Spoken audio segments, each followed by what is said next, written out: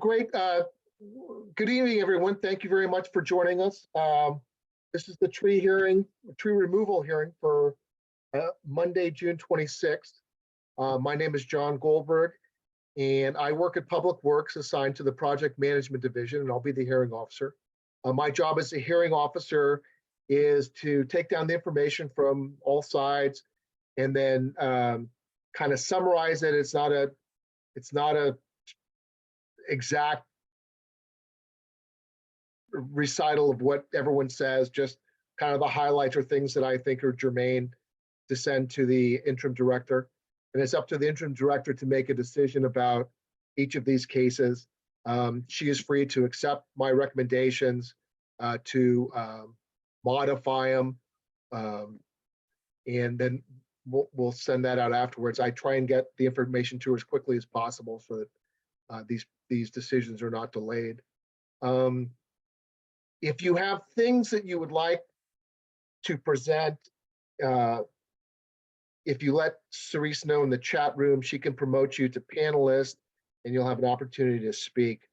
She does a great job working behind the scenes. So I'm not exactly sure how she does it, but she does. Dan Hoffman is our staff representative today. So with that, I will start. The first item on the agenda is public comment. And this is for matters that are not on the agenda. So just general matters that anyone would like to speak to regarding, tree hearings or trees that is not on tonight's agenda. So if there's anyone that would like to speak on that, if you raise your hand, Cerise will call on you or I'll call on you and we'll get you. So I see 1, 2 people having to speak or wish to speak. So let's start with Mr. Carnes, Lance Carnes.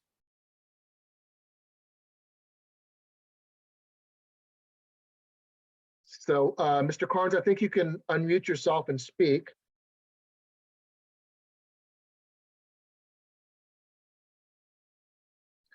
Okay. Mr. Carnes, are you able to speak? Unmute yourself. All right, well, then let's do this. Let's see if we can do it with Mr. Clip. Mr. Clip, can you do it? And then we'll go back to Mr. Carnes. Okay. Can you hear me? I can, Mr. Cliff. Go ahead, please. Yeah. Up, you're muted again, sir. Can you hear me now? Now you're back. Okay, thanks. So for everyone on this call, including the hearing officer, just a reminder that San Francisco has the smallest urban canopy of any major city in the United States at roughly 13% coverage total, which includes locations such as the Presidio and Gold Gate Park.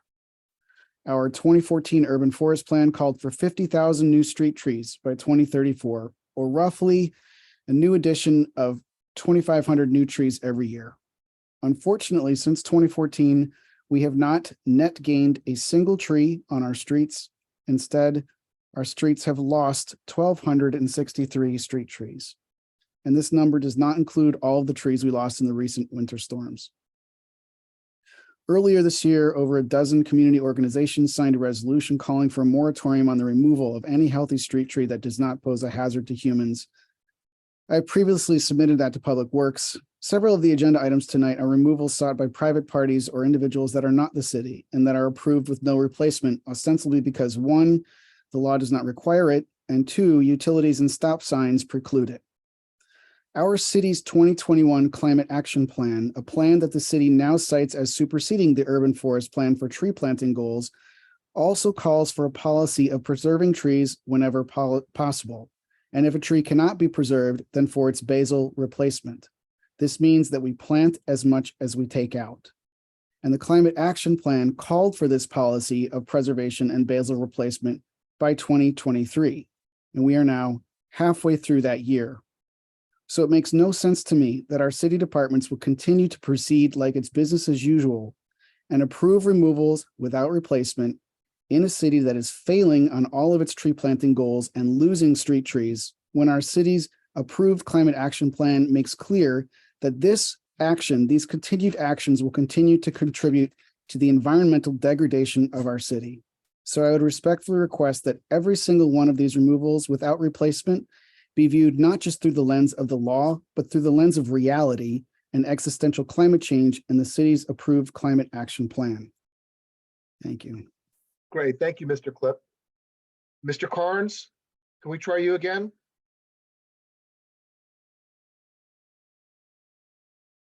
Okay, you have to unmute yourself, sir.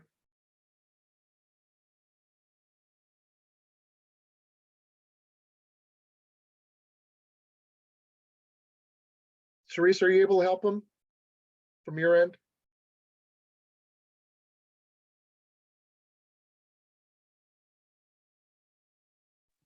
I am not. I'm only able to tell him to unmute, which I've been doing.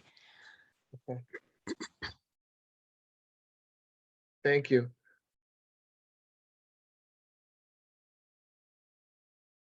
Mr. Carnes, unless you can unmute, we'll have to close this and move on. He can also submit it in writing, and I will put the address in the chat. Very good. Thank you. So, Mr. Carnes, if you want to submit your comments in the chat, we'll include them that way. So with that, I'll close item number 2 on the agenda, which is public comment. And we'll move on to item number 3 on the agenda. Hearing order 208241 to consider the removal of one street tree without replacement adjacent to 550 Terry A. Francois Boulevard. Tree is on Warriors Way. Staff has approved the removal, and the public has protested. And then tree removal application number is 794235. Mr. Hoffman? Yes, should I share my screen with the PowerPoint or? Yes, please share your screen and give the introduction, the background regarding this. Got it. Tree Let me, removal issue, and then we can address this first item. Gotcha. Okay, let me get this queued up for you here.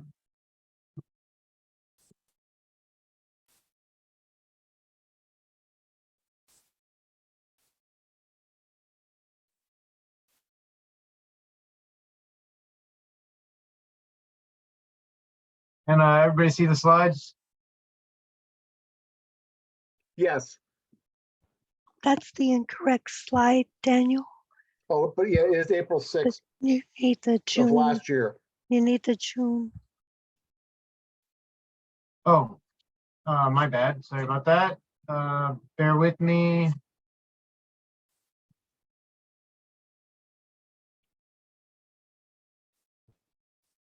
You could stop your sharing until you find it. Yes, let me do that. I guess I emailed myself the wrong one. So bear with me here.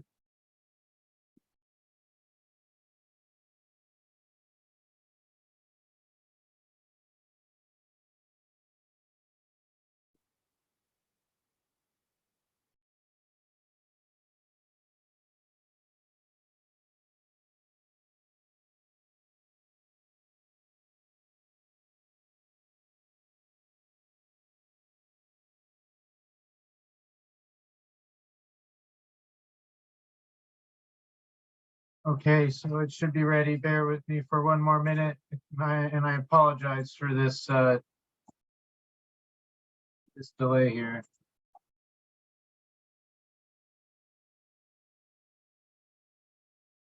Okay.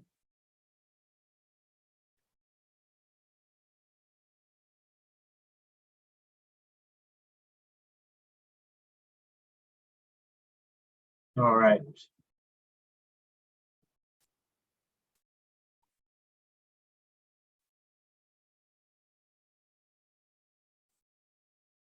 Okay, so again, my name is Dan Hoffman. I'm an inspecting arborist with the Department of Public Works, Bureau of Urban Forestry.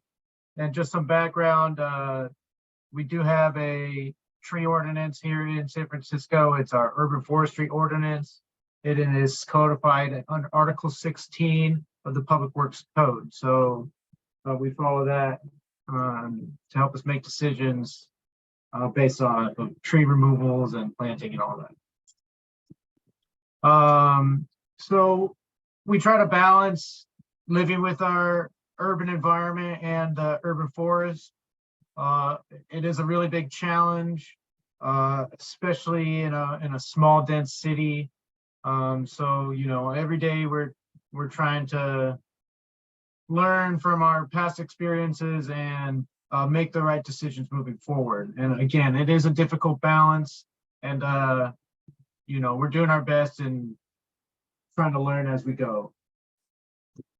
So we take into a lot of different things when considering the removal of a tree. The main thing we take into account is the condition of the tree.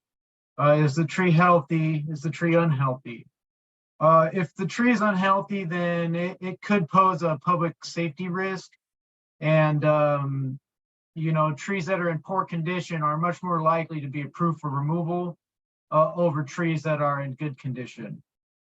The other thing we take into account is the activity of the proposed applicant. So as Mr. Klipp stated before, a lot of these removals are not initiated by the Public Works, but through our removal application process. So a lot of times when a building needs to be renovated or there's some development going on, the activities from that can destabilize a tree or cause significant effects to the tree, which will either lead to significant health issues or again, destabilizing that tree, which could lead to a failure in the future. So if that's the case for the tree, then it's more likely to be approved for removal.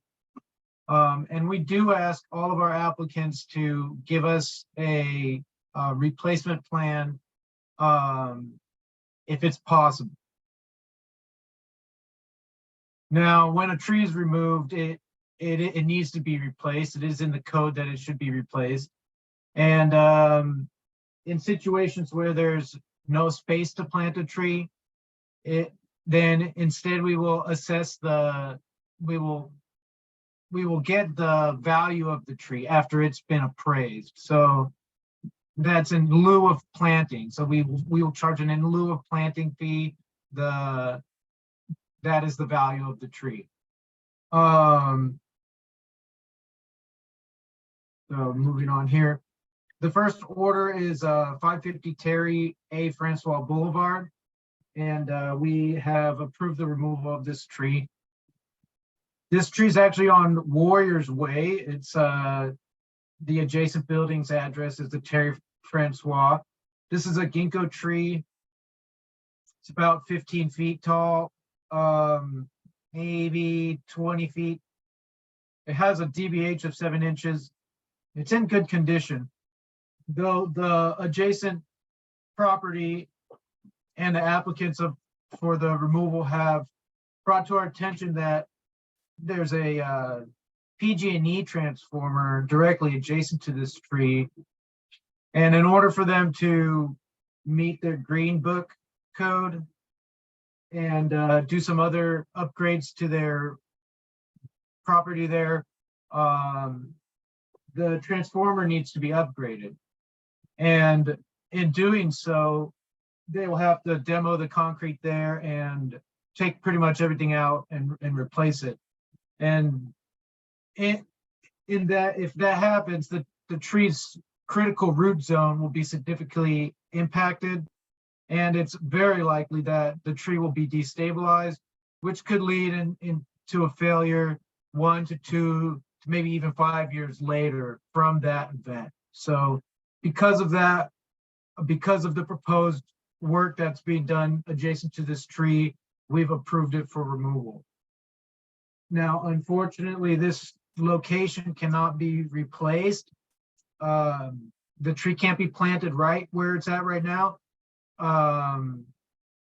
because of the transformer safety clearance purposes. So the tree has been appraised at a value of $3,800, And in lieu of planting, we have assessed the in lieu fee. Here's some other photos of the tree. And that will conclude that.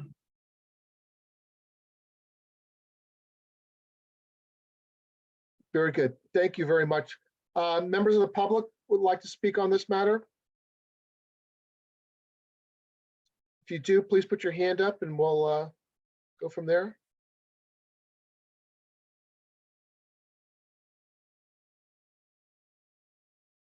Well, Josh, before I get to you, let me see if the applicant is, I should start with the applicant to see if the applicant wants to speak on this, if they're on the line. Is the applicant on the line?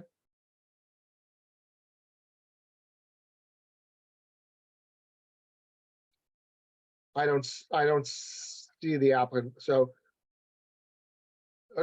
Mr. Hyman, are you the applicant? Hi, John. Yes, that's me. I'm Nathan Hyman here. I'm an architect. I work with WRNS Studio. We're a local architecture firm. And yes, I am the applicant for this Okay, tree removal. thank you very much. I apologize for skipping you. Oh, no apologies needed. Would you like me to speak about anything in specific Well, here? if there's anything that you would like to speak to before we give an opportunity to people that are protesting. Oh, If sure. there's not, I mean, you're not required to speak, but if you'd like to say anything that you think could add context, that would be helpful. Yeah. Okay. Thank you. I think the previous person, I believe his name was Dan, did a great job explaining the process. Just to recap, we've tried our best to keep this tree here. We try and be great stewards of the environment. We're 2030 challenge sign-ons. We are a very sustainable firm, nationally recognized for our sustainability, and that's a very high priority for us. Unfortunately, due to coordination with PG&E, there is just no alternative other than removing this tree. We even tried to keep the existing transformer room the way it is, and there was only one solution here, and unfortunately that required removing this tree. Now, just to anyone's future request, we also tried looking at other places on the sidewalk, and the sidewalk, as you can see from this photo a little bit, is inundated with below grade vaults and utility lines that run off of Warriors Way. It's very congested. Very good. Thank you very much, Mr. Hyman. Thank you all. All right, Mr. Clip, would you like to speak?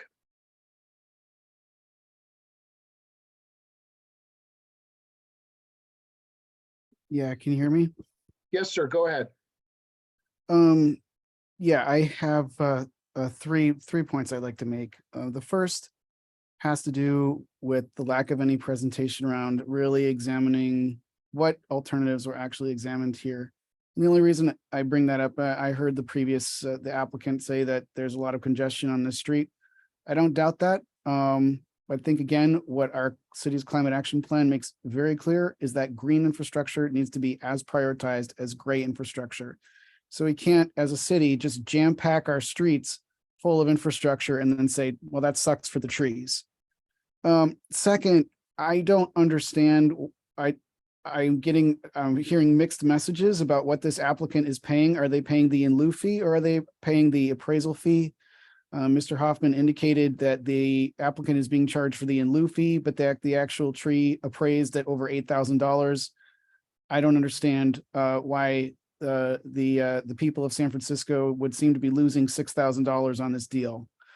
And finally, I just want to point out that this is a 7-inch DBH ginkgo, and I would really love to hear from our arborist about the actual value of a tree like that, not just what it appraises for, but first of all, that it looks like it was planted by a developer, which means that this tree was planted as a requirement of development, that developers are given the right to build in our city in exchange for some investment in public greening. So as a city, we're losing that. Second, the amount of investment that went into maintaining this tree. So not just what is the value of this tree, but how many times has Public Works gone out and spent money pruning that tree, or any money taking care of that tree, watering that tree?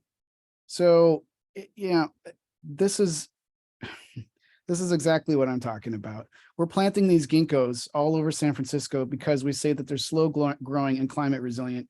And then we just, we finally get a 7-inch DBH ginkgo and we're just popping it out for a vault and claiming we can't do any better than that. And I just object on the basis that I think we can. Thank you. Great. Thank you, Mr. Clip. Mr. Nolte, would you like to speak?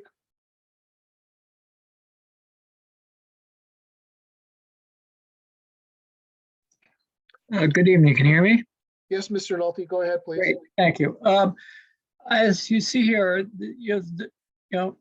again, PG&E seems to want to go through our city and just put vaults in, and then we don't hear about the alternatives of the multiple sites that it could have used on this block to put that vault in. And also, since this building has already been there, and then they're upgrading the building, it should have been gone through the process. I don't really hear the process. All I hear is the end result here of at the tree removal hearing that they want to remove this tree for the reason of a vault, which could be moved at any location it needs to be designated. And also, since this is probably a bigger building, I'm pretty sure it is, the vault could be on the other, moved to the other side, to another location, not even on this street, because there's probably more to this property than what we see in this little dinky little picture here.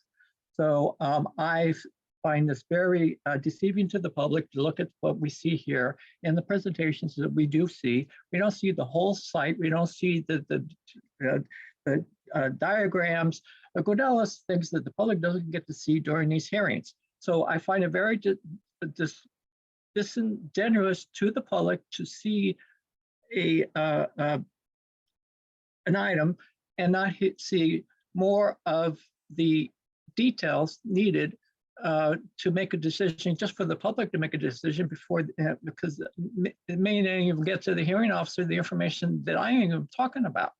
So I find that very watered down presentation. Thank you. Thank you, Mr. Nolte. I see D. Garrett, if I'm pronouncing it right. Would you mind giving me the first name so I can put this down? Yeah, Dylan Garrett. Okay, go ahead, Mr. I'm a certified arborist and also tree risk assessment qualified. I'm not here for this tree, but I just want to say that in my opinion, this tree was planted too deep from the beginning. There's no root flare there. And also there's bricks going right up to the base of the tree. And in the long term, this tree will suffer and ultimately die anyway. So it'd be my recommendation to remove this tree and make a bigger planting area somewhere to plant a better tree in a better location, because ultimately this tree is going to die anyway. Thank you. Thank you, Mr. Garrett. I just wanted to clarify for Josh that the applicant will pay the appraised value of the tree. So in lieu of planting a tree, they will pay the appraised value. Thank you, Mr. Hoffman. Mr. Michael Nolte, your hand's up. Would you like to speak? Since the staff person just said the appraised value, what is the appraised value? And then is it what's on the presentation? And then my thing is, if the tree obviously has been around for a while to be a 7-inch diameter, why can't it be transplanted somewhere else? Why does it just has to be taken out and not? And then what happens to it? Does it get mulched? Why can't it be transferred to some other location, which would at least alleviate some of the problems we have in San Francisco? And because we have, I mean, if you walk through many neighborhoods, we have lots of empty basins, tree basins. And then it was interesting when I heard from the, again, another previous speaker saying that this tree will die. Well, then that would apply to all the other surrounding trees that would obviously have the exact same format of how they were planted with the brick basin.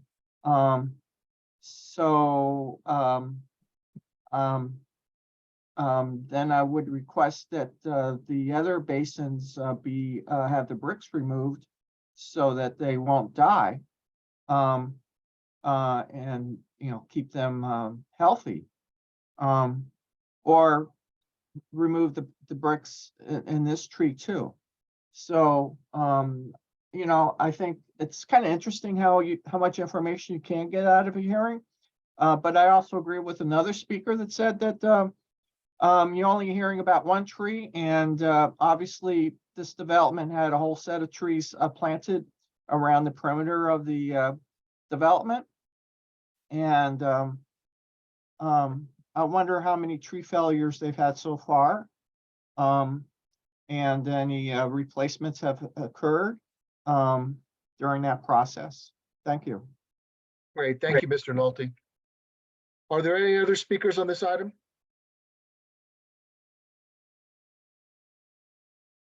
All right, seeing none, we'll close this item and move on to the next item on the agenda.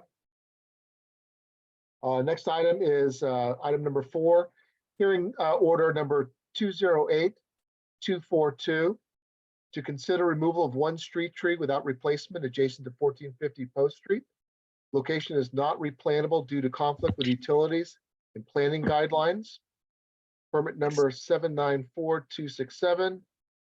Permit holder is not responsible to relocate the replacement site off property if there's not sufficient space. Staff has approved the removal and the public has protested. Excuse me, officer. There was one more hand for the previous case, and that was for Dichi Oh, Bola. okay, Sorry. all right. I apologize for missing you, Ms. Bowler. Go ahead, please.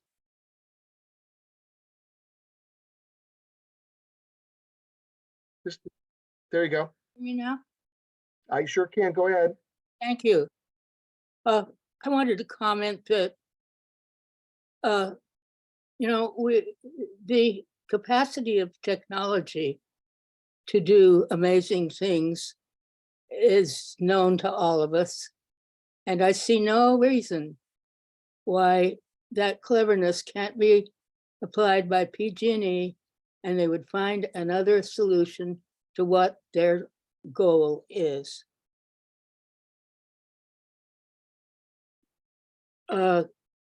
Another way to put it is that the right to life takes precedence over what you might call the march of progress. And the adaptability of technology is there. It's human, it's what we created. And we may have planted the tree, but we are not growing the tree. We need every tree that we can keep. And therefore I support the assertions that there is another solution to the problem, despite the fact that the person representing the building made a reasonable sounding case, but he's not from PG&E. So I think it's up to us as humans to take care of our trees correctly. Thank you. Great. Thank you, Ms. Bowler, and I apologize that I missed your hand. So any other hands? Okay, then we'll close this item and move on to item number 4, hearing order 208242, to consider the removal of one street tree without replacement adjacent to 1450 Post Street. Location is not replantable due to conflict with utilities and planning guidelines. Permit number 794267. Permit holder is not responsible to relocate a replacement site off property if there's not sufficient space. Staff has approved the removal and the public has protested. Mr. Hoffman. All right, so this is a liquid amber tree or sweet gum. It's approximately 20 feet tall. The condition is poor, or some would argue very poor. The tree is very stressed out. It has really low vigor and some retrenchment or branch dieback. And that's the main reason why we've approved the removal of this tree is the tree condition. And unfortunately, this location is not replantable. There is an adjacent sewer line that's would be less than 5 feet from the new tree. Or we couldn't shift the tree because in that direction because of the sewer line, I should say. And currently the tree is outside of currently the tree does not conform with our planting guidelines, and that is, it is too close to the street light.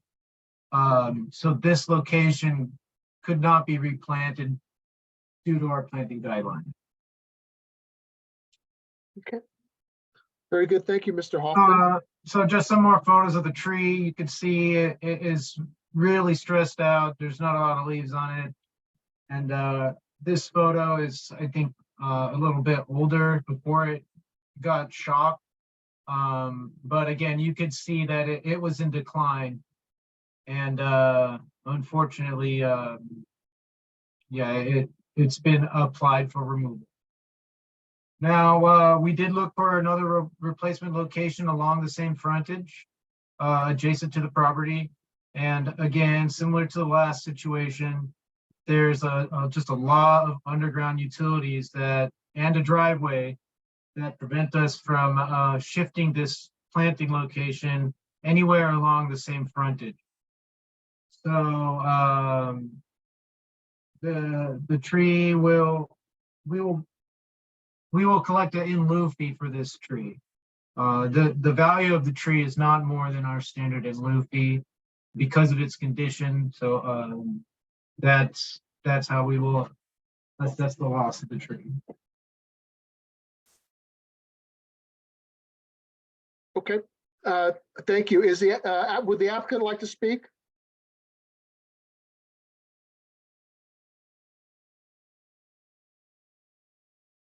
Mr. Garrett, are you here for the applicant? Yes, I am. Okay, So I just wanted to say that my client was prepared to replace this tree with a better specimen and also pay for plant health care to take care of this tree for the longevity, as well as all the rest of the street trees. Unfortunately, we cannot replant because of the previously said conditions. We cannot replant in this area. And there's not really any other area on the property that we can plant. If we could, we would. But yes, that's all I would like to say. okay, thank you. Mr. Garrett, did you submit a report? We submitted an application for removal. I don't think we submitted an official arborist report. No. Okay, very good. Thank you very much. All right, would members of the public wish to speak?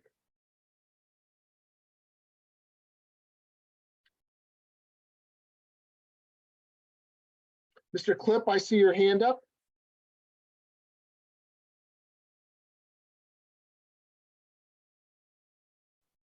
Yeah, can you hear me? Yes, Mr. Clip.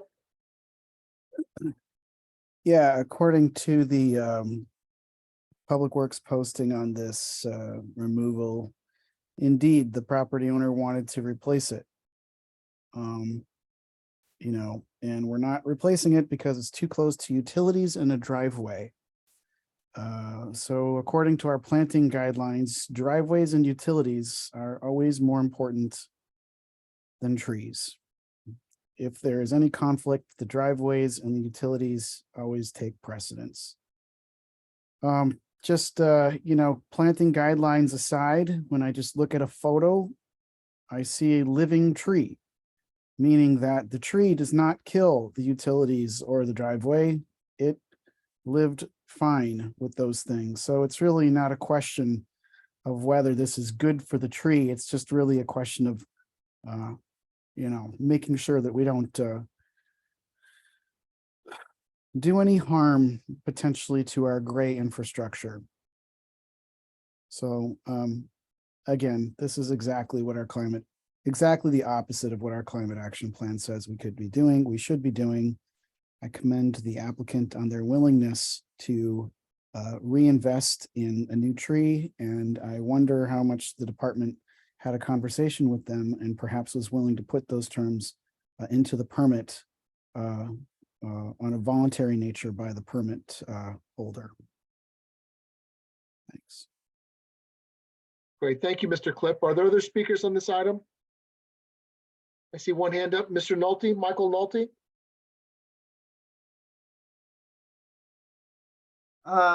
You know, it just amazes me how so many of these trees get removed with no other options being discussed. Why can't there be some sort of discussion about other kind of greenery be put into the boxes, to the square,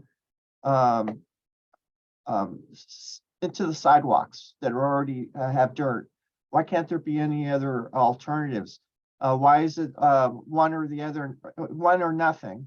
And that's it. Here we're talking, you know, part of this conversation is the future greenery of San Francisco, and there's no other alternatives ever being discussed. It's just, will we have the tree, or won't we have the tree, and what kind of replacement, if a replacement, and that's the size of the conversation. Whether there's in lieu or not, you know, why can't we have other alternatives be discussed, such as, like I just mentioned, other forms of greenery, especially since I believe this is near senior buildings. You know, I think people like to see the greenery, and we do have birds and birds and other things that are part of San Francisco. It just amazes me how we're losing all our opportunities to have future planting sites that are currently existing. I would assume a bush doesn't go that far into the sidewalk, if that's an issue, compared to a tree. So, and I see boxwood, it looks like, up on the, you know, there's some other kind of greenery that's on the grounds already. I would like to try to amend this permit to say something to that effect, if possible. Thank you. Great. Thank you, Mr. Nolte. Mr. John Nolte.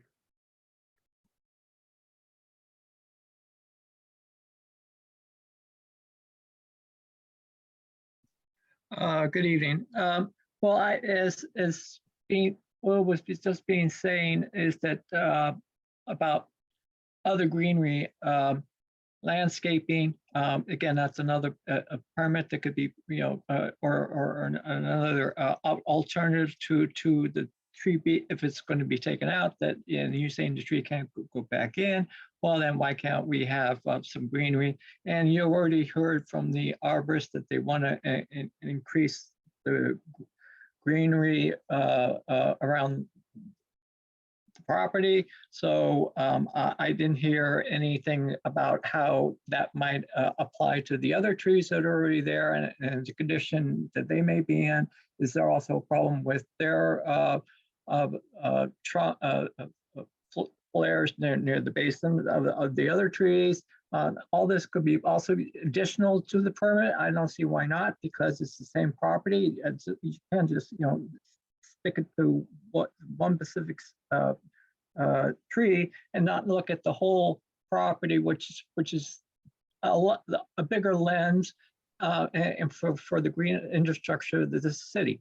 I find it very annoying that all we can talk about is the Pacific tree and not talk about the whole issues surrounding this property and how that affects the neighbors and the people in the neighborhood when we're taking out a tree and not putting something back in its place, and just putting it into a fund for some future trees somewhere else, and it may not even be even in this neighborhood.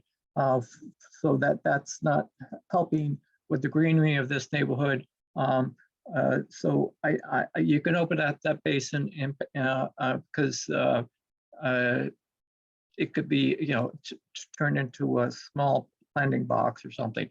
So there, or better yet, since you say you can't put it back in, you can put it into a vase, a vase above, and put that there, and it wouldn't be in conflict with any utilities. So yes, there are answers to these questions, but people don't want to look at them. And there are examples all over the city of these types where there are problems under the sidewalk, and they 30 seconds. put a vase, a vase or planter above ground for the tree. Thank you. Great, thank you, Mr. Nolte. Are there other speakers on this item?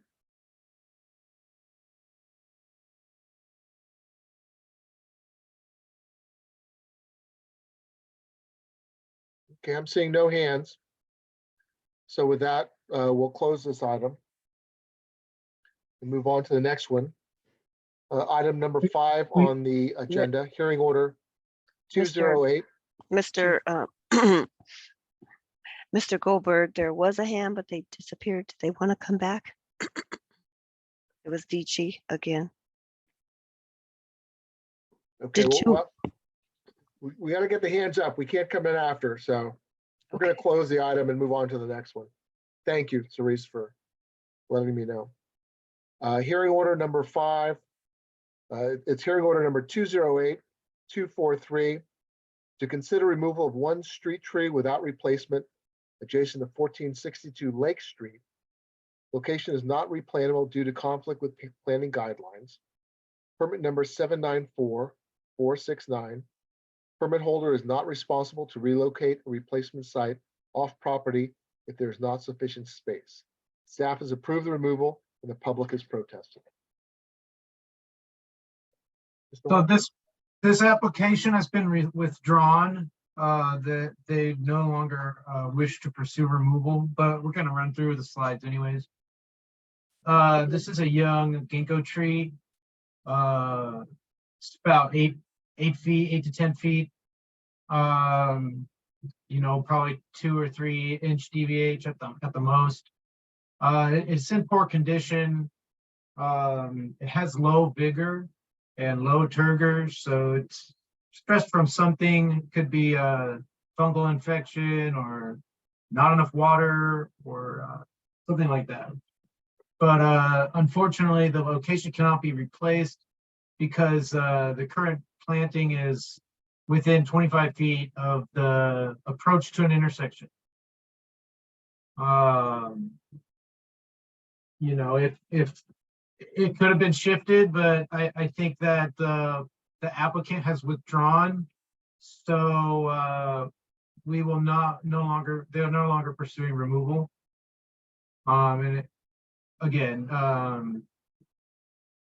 That's this tree here. So nothing more to say on that. Okay, do we know, just out of curiosity, do we know why it was withdrawn? They just want to keep the tree, but they don't have something rather than nothing? Is that kind of the deal? I'm not sure. I didn't work on this application, but we could get you those answers. We could consult with the arborist who worked on this one. It's really not I don't know that it's germane that it's withdrawn, so it's the issue is moot, so we'll just kind of move on to the next item.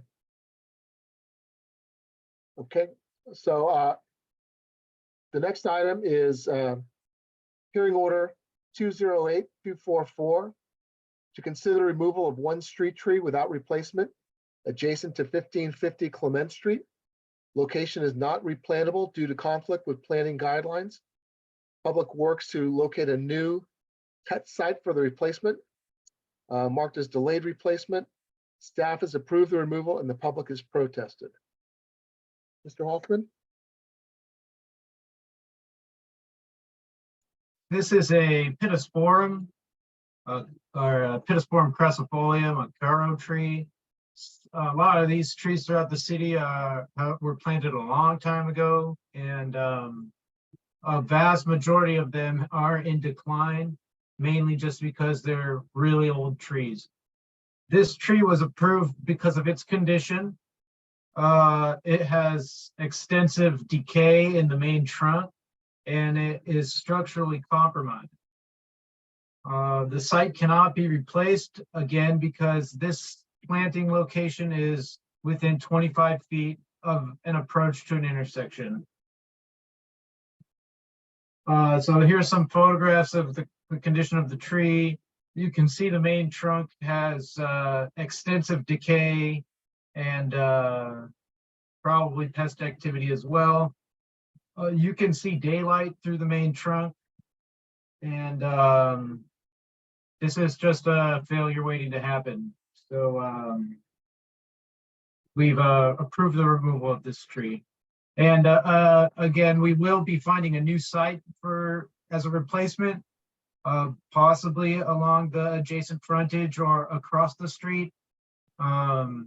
But that site has not been found yet. So it's, our arborist could have already USA'd a couple locations, but I don't have that information right now. We can get that to you if you want more details.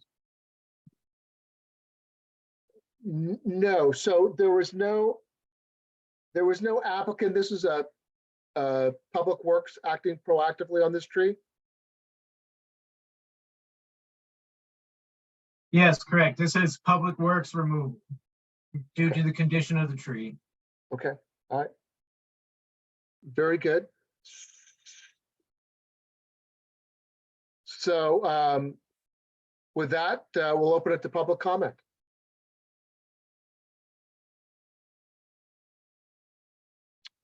Ms. Bowler, I see your hand up.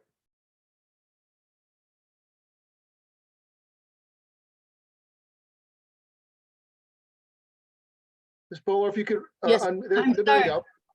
Yes, I'm sorry. I was trying to work out the problem and I didn't realize that my hand was up now. I have nothing to say. Okay, thank you, Ms. Bowler. Is there another speaker on this item? Mr. Clip, I see your hand up.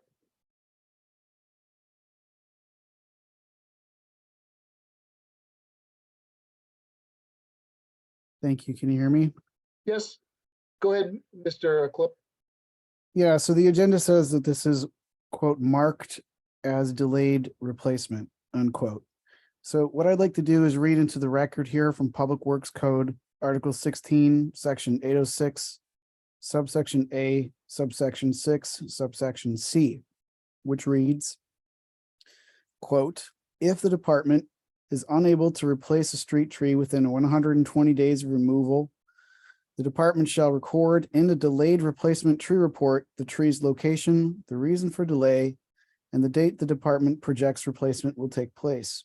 The department shall promptly plant trees listed in the delayed replacement tree report as resources are available or constraints are resolved, and shall compile and track the average length of time that trees remain on the delayed replacement tree report, unquote. So that code section was added to Article 16 of the Public Works Code in February 2022. So it's been around for almost a year and a half. In October 2022 and in May of 2023, I submitted a public records request asking for this legally required delayed replacement tree report and even cited to this code section in my requests. And each time I was informed that there were no documents responsive to my request. So in other words, there is no such thing as marking it as delayed replacement because the department does not keep a delayed replacement tree report, even though it is required to do so by law. So I object to this proposed removal on the grounds that it is purported to be removed and marked as delayed replacement when no such delayed replacement report actually exists. And no such removal should be approved on this basis unless and until the department actually complies with the law and creates that list. Thank you. Great, thank you, Mr. Clip. Mr. John Nolte, your hand is up.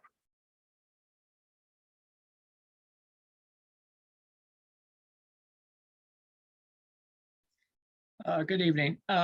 So I see another neighborhood had the same issue, well, a similar issue of a tree being next to what they're saying now is the other issue that was here next to a stop sign. So you can always put the stop sign in front of the tree, replant the tree, since you're saying you can't replant the tree because it's in front of the stop sign. Well, then you put the stop sign in front of the tree, simple. And then when since you're saying that, you can't put, again, you're saying things that are contrary to what other neighborhoods have already done with similar issues by putting a stop sign in front of the tree. So it won't be in conflict with that issue.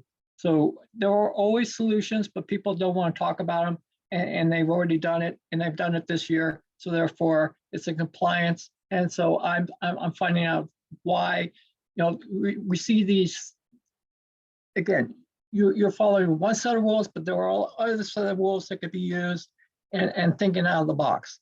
So that's why I bring that up, because that was done last month in another neighborhood, and I don't see why it can be done here. So thank you. Great, thank you, Mr. Nolte. Mr. Michael Nolte, I see your hand up.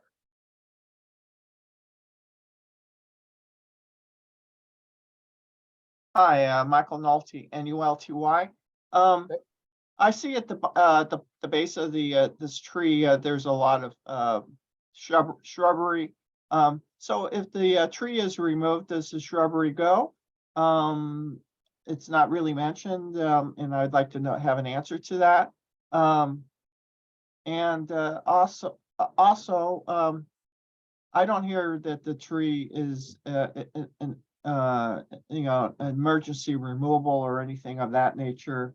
Again, these are all, somebody wants to find a reason why a tree needs to go. And we've had a lot of storms in the several, well, not recently, but a couple weeks ago. And, this tree survived that. So, come on, let's get real. What's the real reason why these trees are always having to be removed? Always finding hypotheticals. And, I'm getting tired of hearing so many hypotheticals about why we need to remove something, and not finding possible solutions to how to save the tree. Like was mentioned before, if the only reason why this tree needs to be removed is because it's too close to a stop sign, put the stop sign in front of it, and keep the tree, or even replace the tree if that needs to be the issue here also. But it seems like you have too many rules of reasons why trees need to go, and these there needs to be better solutions. I think I'm also amazed why there's no neighborhood associations ever being coming to these hearings and talking about how we can improve their neighborhood. And it's I'll just get rid of the trees because the city wants it. And that's what I think is happening here. The city is making so many statements about we don't have, right now we're going through a budget crisis, not having enough money for this, that, and the other. And we're fighting over what pots of money will be funded for the next 2 years. And will there be any money for trees for the next 2 years? Okay, thank you. Great, thank you, Mr. Nolte. Ms. Bowler, I see your hand up.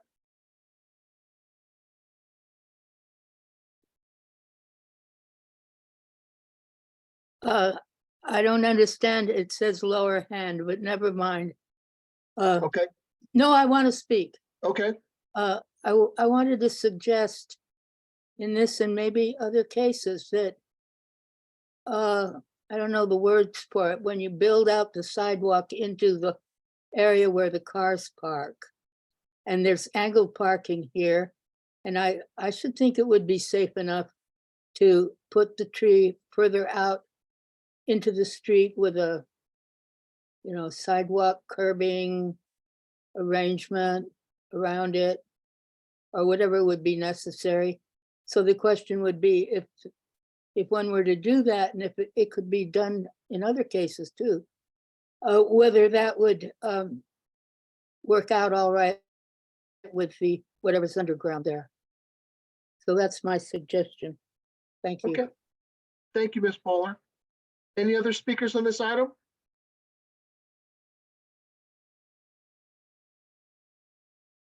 Okay, seeing none, I'll close this item and we'll move on to the next one. Item number 7 on the agenda. Hearing order 208-245 to consider removal of 13 significant trees on private property without replacement and removal of 12 street trees with replacement adjacent to 730 Stanton Street. I guess it goes around a corner, so Hates, Waller, and Stanton. Tree removal permit application number 788375. An in lieu fee or appraised value will be assessed for each tree removed that cannot be replanted, whichever is greater. Staff has approved the removal and the public has protested. Mr. Hoffman. All right, so if you've lived in San Francisco or been around the Haight area, you're really familiar with this location. It's the old McDonald's that is no longer McDonald's. It needs to be corrected that the 1897 tree, the one significant tree, was remeasured today and it found that it is not within 10 feet of the public right of way. So it is not a significant tree. So that has to be mentioned. Again, so this whole property is being redeveloped for an affordable housing project.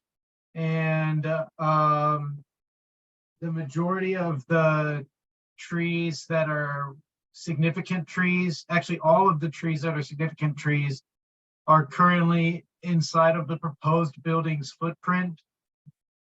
And the entire frontage on the Stanton side is being pretty much demoed and rebuilt. And they've applied to remove all of the ficus tree on the Stanton side and additional trees on the Waller or on the Haight side. All the trees were posted for removal. And again, that posting needs to be corrected if you read it. So here's some photos of the trees. You can see in some of these photos, there's sidewalk damage, and these are large old ficus trees, which have been notoriously difficult for the city to manage. And they have been approved for removal. Again, the significant tree is not significant. This one on the Haight adjacent Haight frontage. And in this slide, you can see the trees that are proposed for removal and have been approved for removal. So on Stanton, we have 6 significant trees and 11 street trees. On the Waller side, we have 6 significant trees. The street trees will remain. And on Haight Street, the 1897, this slide has not been updated, but that 1897 Haight Street significant tree will remain, or is not significant, but it is being removed.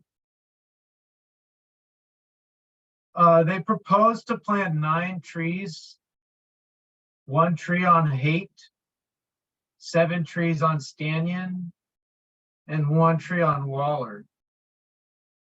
We will appraise the value of all the trees that are being removed and assess their value in lieu of planting. And that's mainly because there's going to be a lot of new underground utilities and just gray infrastructure challenges. So these ficus trees are mainly approved on their condition. They are large old ficus trees. A lot of them have included bark, overextended branches, and The demo of the sidewalk has a very high likelihood of destabilizing the trees and or causing significant health effects to the trees, which could result in death. And again, the city has had major challenges managing these trees, that specifically ficus trees. And,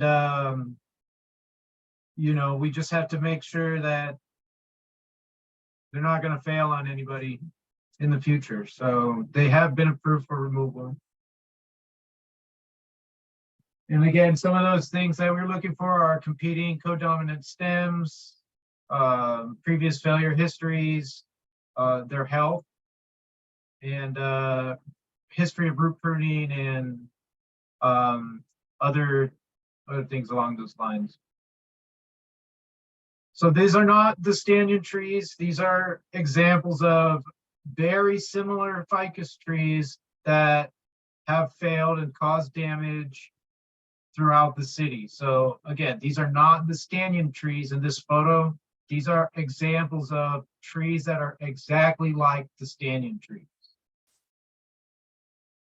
And then we'll go through the trees. So this tree is on stanchion, a ficus tree, a lot of competing leaders, included bark, wounds on the branches. And because of the proposed construction work, this tree has a high likelihood of being destabilized.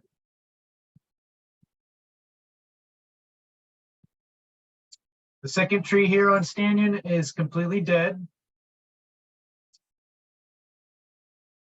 The third tree on stanchion is kind of in a little bit better shape, but it does have competing leaders, included bark, and the proposed construction has a high likelihood of destabilizing the tree or causing significant health effects, which could lead to death or decline. Tree number 4 is another ficus tree. You can see again multiple leaders emanating from the same union, included bark, and the construction activity has high likelihood of destabilizing the tree, which could lead to failure or significant health effects, possibly leading to death. Tree number 5 on Stanchion Street, another ficus tree. Again, this tree was probably topped in the past, as all of these trees were probably topped in the past, resulting in these multiple leaders emanating from one union. Included bark, it increases the likelihood of failure. And the construction work, proposed construction work, has a high likelihood of destabilizing the tree or causing significant health effects, which could lead to death. The 6th tree along Stanchion, it's in a little bit better health. Again, competing leaders, included bark, wounds on the branches, and the proposed construction is likely to destabilize the tree or significantly affect the health, which could lead to death in the future. And it has a high likelihood of leading to death in the future or failure. Tree number 7 on Stanchion. This one is in poor condition. There's a lot of included bark on this tree.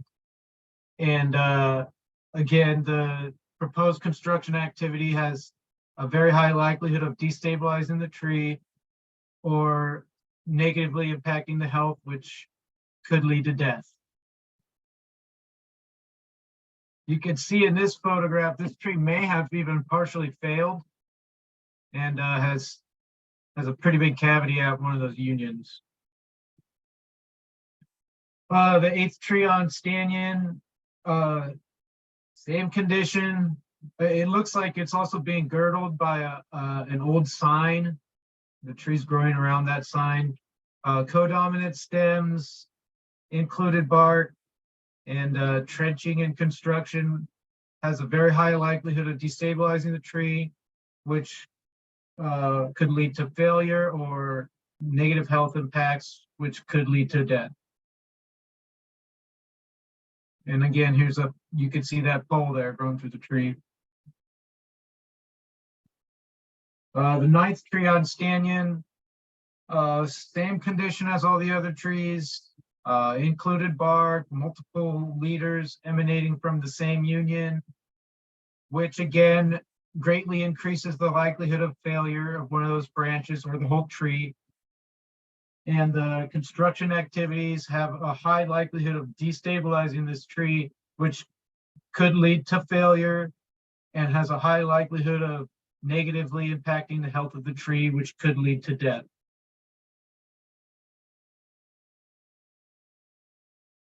The 10th tree on Stanyan, this one is in a little bit better condition, less codominant stems.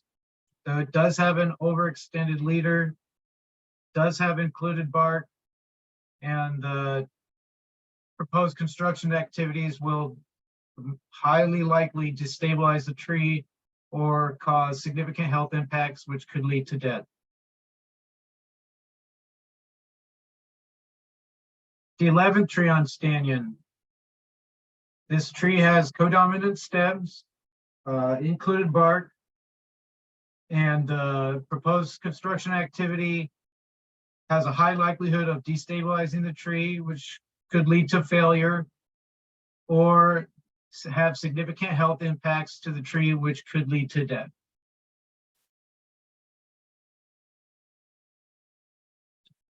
This tree is a street tree on Haight Street. This tree was not proposed for removal initially, but upon learning more about the project and assessing the condition of the tree, it was found that this is just the best move to remove this tree at this time. The construction activity has a very high likelihood of destabilizing this tree. Acacia trees notoriously fail after having major root pruning, and this tree has already got a large cavity and has started to decline.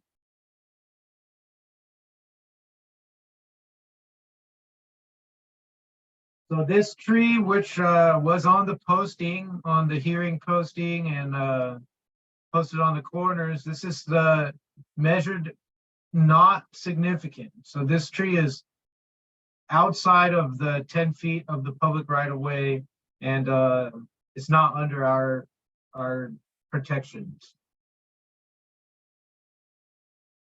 So now we're moving on to the significant trees, which are on the private property. This tree is a Brisbane box. It's in fair to good condition. This tree is in the proposed footprint of the building. It has appraised value of $11,600. The second tree on the Waller side, another Brisbane box, fair to good condition. The tree is in the proposed footprint of the building, and this tree has appraised $7,100. The third tree on Waller, another Brisbane box. This tree is in fair condition. It has a lean, pretty significant lean, and the tree is within the footprint of the proposed building. The appraised value of this tree is less than the in lieu fee, so we will assess the in lieu fee for this tree. The fourth tree on Waller, another Brisbane box. This tree is within the proposed footprint of the building, and this tree has appraised $13,800. The fifth significant tree on the Waller frontage, another Brisbane box. This tree is in poor condition. It has a significant lean, and this tree is within the proposed footprint of the new building. And an in lieu fee will be assessed for this tree. The standard in lieu fee. The sixth tree on Waller, Brisbane box. This tree is in good condition, fair to good condition. The tree is within the footprint of the proposed new building. And this tree appraised with $7,800. Now we move on to the significant trees along the Stannion frontage. The first significant tree is another fig tree or ficus tree.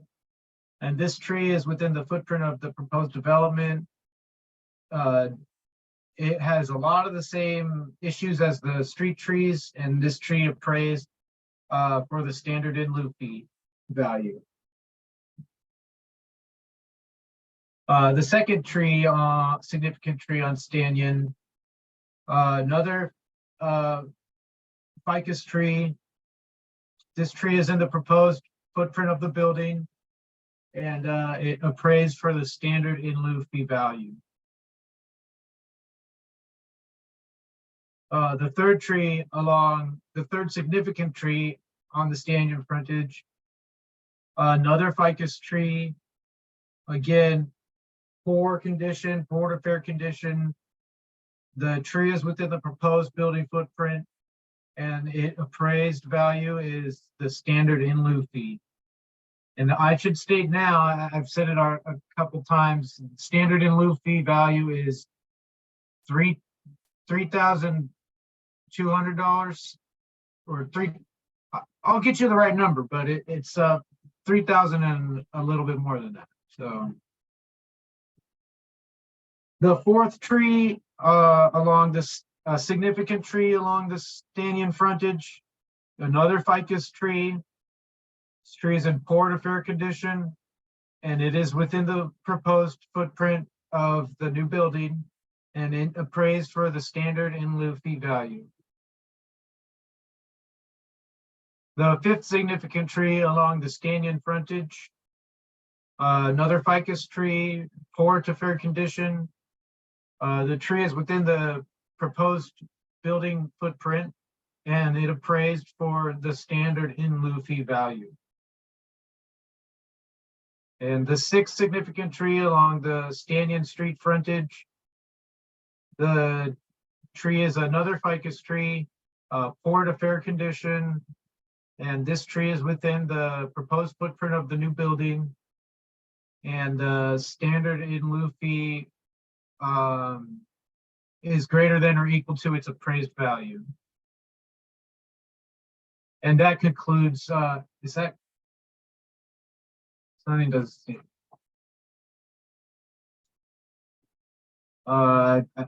Okay, yeah, that's the last tree. Great. Thank you, Mr. Hoffman. Would the applicant like to speak on this matter?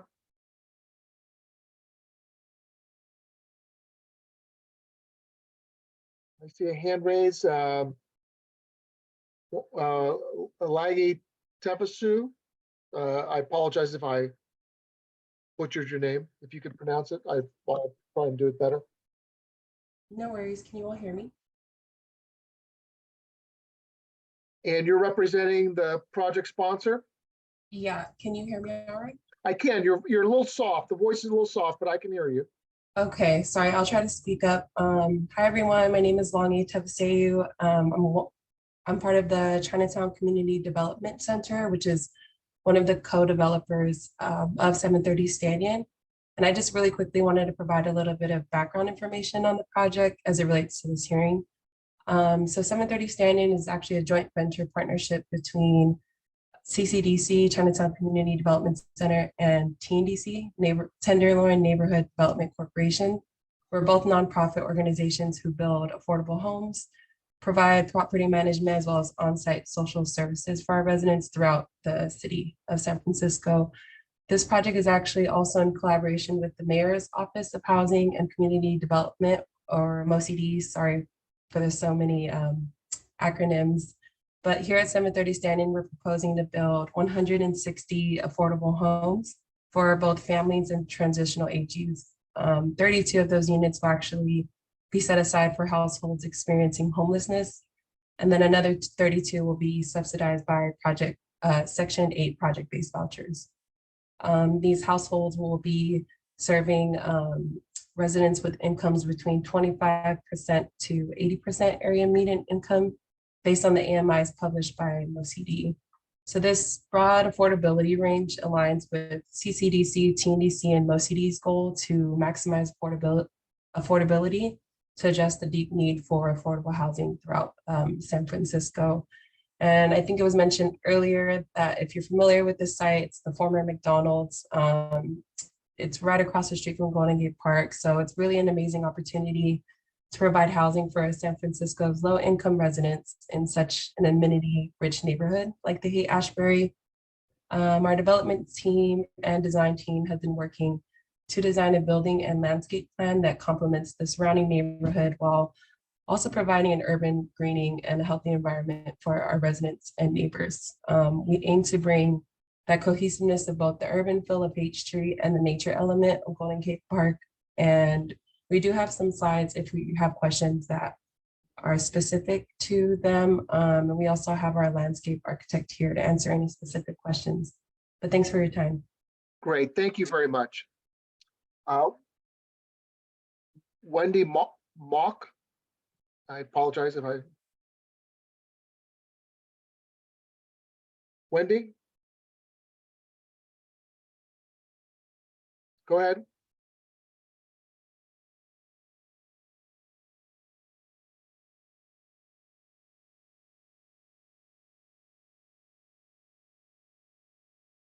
Wendy Mock from GLS. I see your hand up. I'm gonna go ahead and allow her, because I think, I'm still connecting. I'm sorry. Yes, Wendy wanted to share a presentation, so we'll promote her to panelist. Okay, great, thank you. Hi, this is Wendy Mock. I'm the landscape architect for this project from GLS Landscape Architecture. Okay, Yes, hold on just a moment, and you're gonna see a message ask. Oh, okay, so you get it promoted. Thank you, Daniel.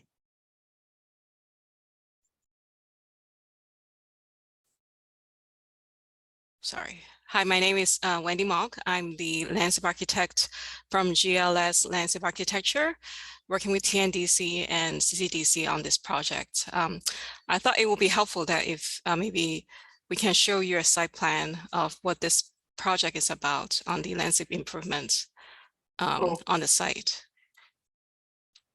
okay. Can you share your screen, Ms. Mock? Yes. Can you see it? Oh, it's coming up now. Great. Took a little while. Mhm. But there it is. Yeah, thank you, Dan, for giving a comprehensive tree removal plan of the site, but we are, like he mentioned, that we're planning to replace the tree that I removed and on the streets. So I want to give you an overview of the tree that we are proposing to replace.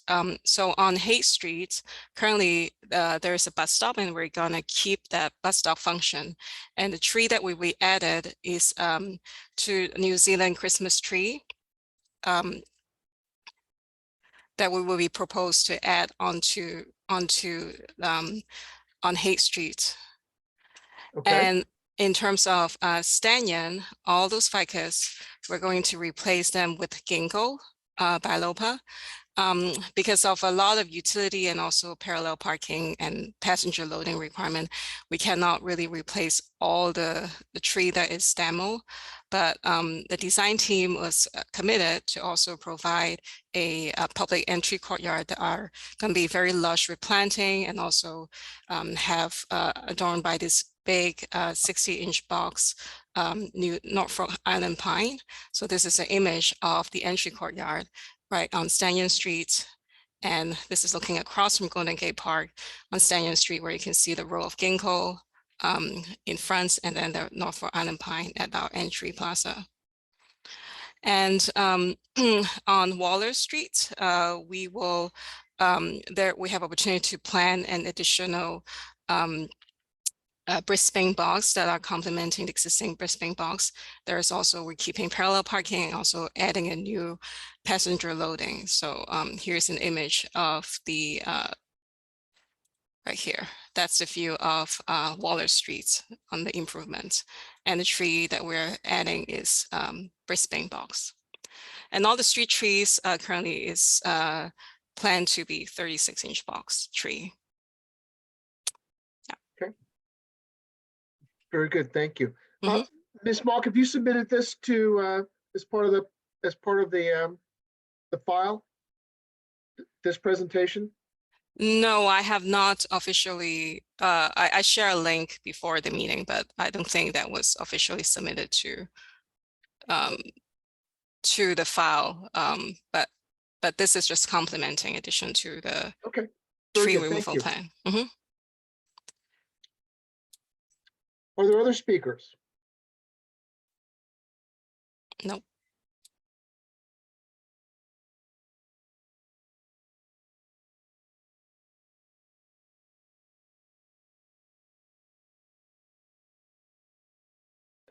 There are any members of the public? Mr. Cliff, I see your hand up.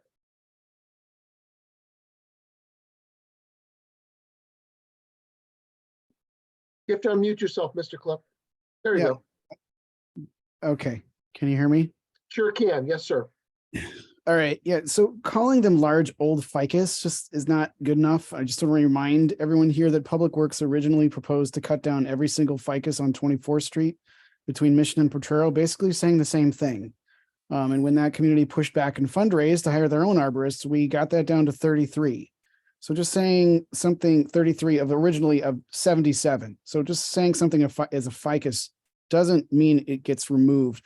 Also, if these trees were in such bad shape, then why did the city prune them just a few years ago? And there were a lot of ficus that failed in those winter storms, a lot. But these trees are still here.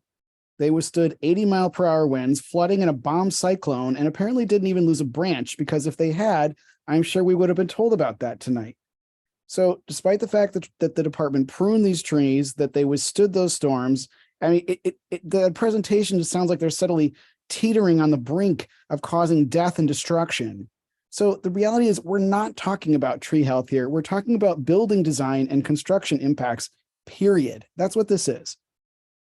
If you look at the city's street tree map, we are talking about so much tree that this is over 15 feet of DBH, 15 feet.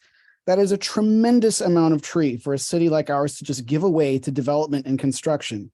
And this isn't about affordable housing, because every time I hear a developer come to these hearings and say this removal should be justifiable because the housing is affordable, that what I hear is this is saying that people who are poor did not deserve access to mature trees. This is about the footprint of the building. The footprint of the building is maximized to maximize square feet. And this is not just a kindness. No one is doing this for free. This is about profit. When you maximize square feet, you maximize profit. And when you're talking about construction impacts, what you're talking about is that it's cheaper to cut down a tree than to work around it, period. This is what we learned from BART. When BART originally got the city to approve 50 trees for removal on Market Street due to construction. And when we appealed that, it turned out BART just needed to adjust some of its construction practices, and we got that number down to 13. So in this instance, I don't hear our department even attempting to defend these trees. I don't hear our department saying they were in the meetings with planning and with this developer and pushed back and asked how or whether any of these trees that survived all those storms could be saved. I don't hear anything. And discussions about construction practice that were discussed that might have been how adjustments might have been made to preserve even a single tree. 30 seconds. This is a blanket approval based on absurd hypotheticals with no information on what the city department charged with protecting and growing our canopy did to, I don't know, protect and grow our urban canopy. And this is exactly what's wrong with our city's approach to development, green infrastructure, and our continuing environmental degradation. Great. Thank you, Mr. Clip. Mr. John Nolte, I see your hand up.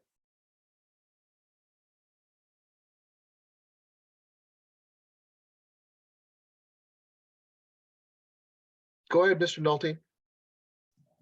Thank you. First off, the trees were never posted, any of the trees on that block. during the time they were on the website, but they were not posted personally. I went there, they were not there to the date that was stated on the website. So therefore, these trees were not posted. And then somebody saying they were posted on the corner, they weren't posted on the corners either. Only what's posted now is for the hearing. So therefore, not telling the public which ones were the significant trees and then also which of the trees would be going on each side of the street, because there's three corners there, and we're talking about over 25 trees here. So I guess the city wants to save money by not doing that, so I object just on that point right there. And then dealing with ficus trees, I've been dealing with ficus trees for many years. And again, this, what did the buff say after each tree on Stanion for the ficus? He says, the street tree says it's going to die. They kept on using the word die. Well, everything's going to die, but that doesn't mean you have to go take it in out now. There's a life cycle to everything, but that doesn't mean that they have to be taken out now. And so I didn't hear about the trees are in the way of construction. So therefore, they should stay. Simple as that. Great, thank you, Mr. Nolte. Ms. Bowler, did you want to speak?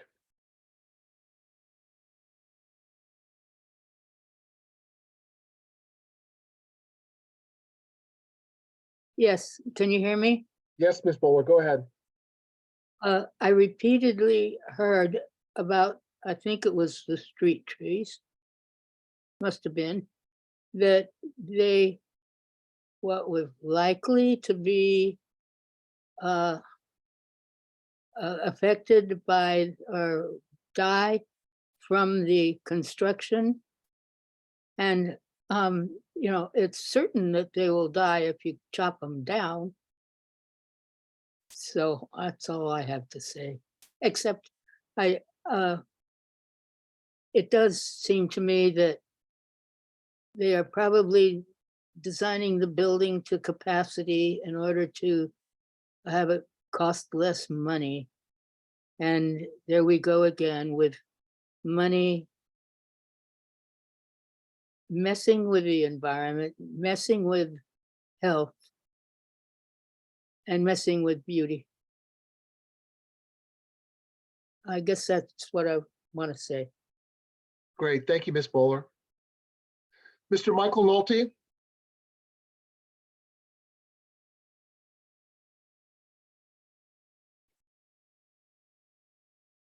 Go ahead, Mr. Nolte. Hi, Michael Nolte, N-U-L-T-Y. Yes, the tree removal notice that was presented in this presentation says specifically at the bottom, the tree removal notice must remain posted from 5/15/2023 to 6/14/2023. I personally had gone to the site several times during that time frame. It wasn't until I actually was there on the 22nd did I actually see notices for this hearing, but not for the tree removal notice. So these trees were not adequately posted to notify the public. Just the simple, I mean, this is bad PR for the nonprofits or whoever's responsible for posting the notices. I would assume it's the developers. Just because they're nonprofits doesn't, or whoever's supposed to do the noticing, it's not good form to, especially when you're across the street from Golden Gate Park. My next concern is that when I was there on the 22nd, I actually saw trees inside the parking lot being chopped down, or branches and so forth. And I actually have video. So not sure what has been removed already before this hearing. And I'm concerned about that. Since there was only one tree that's been discussed in this presentation that was outside the parameters of this hearing. And it was not on that side of the street or that side of the property where I saw a pile of debris that was related to trees. So I have concerns about who's following how these permits are being issued and following up to see if the permittee is doing what it's supposed to do. Leave the trees alone until there's a hearing. So I'm deeply concerned about developers have to, I would assume they know what they get public funds and they go through these processes, so they should know what they're doing and follow the rules. So That I is your time. yeah, also, I'd like to point out that we need to well, anyway, I don't want to say any more at this point. I'm upset. Thank you. Great, thank you, Mr. Nolte. Are there any other speakers on this matter? Gary from GLS, I see your hand up.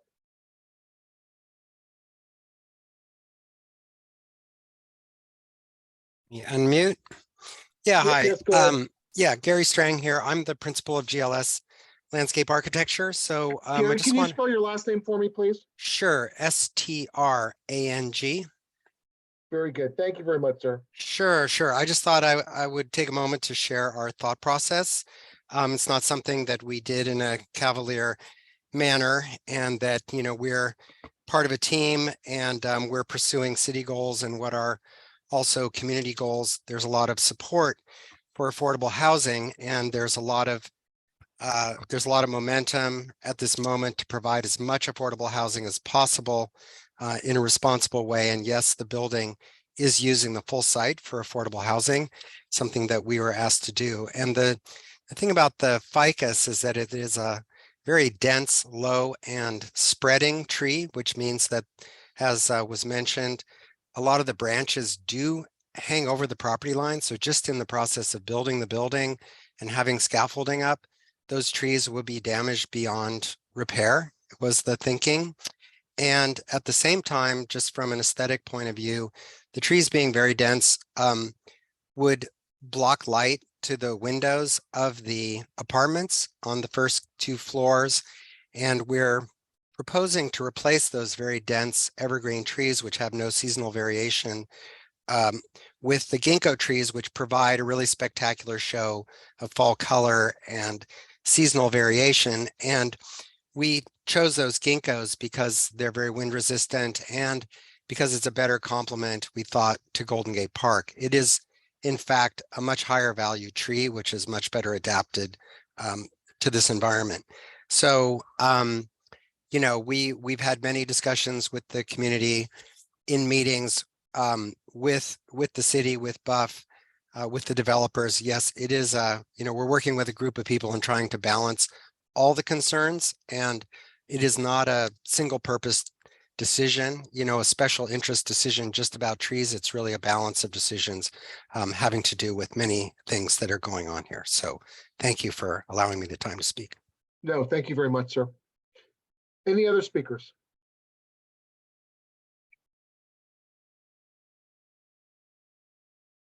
I see no hands. Cerise, before I close this, do you see any hands?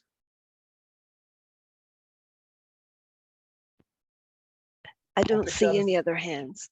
Great, I'll take that as a no. So with that, we'll close this matter, and this will be the end of the hearing for tonight. I want to especially thank Cerise for playing hurt tonight, coming in and taking care of us, even though she's not feeling well. Mr. Hoffman, thank you. And thank all of you for taking time to express your concerns and comments. And what I will do is I will write this up and get this to the interim director for her to make the final decision. So again, thank you very much for your attendance tonight.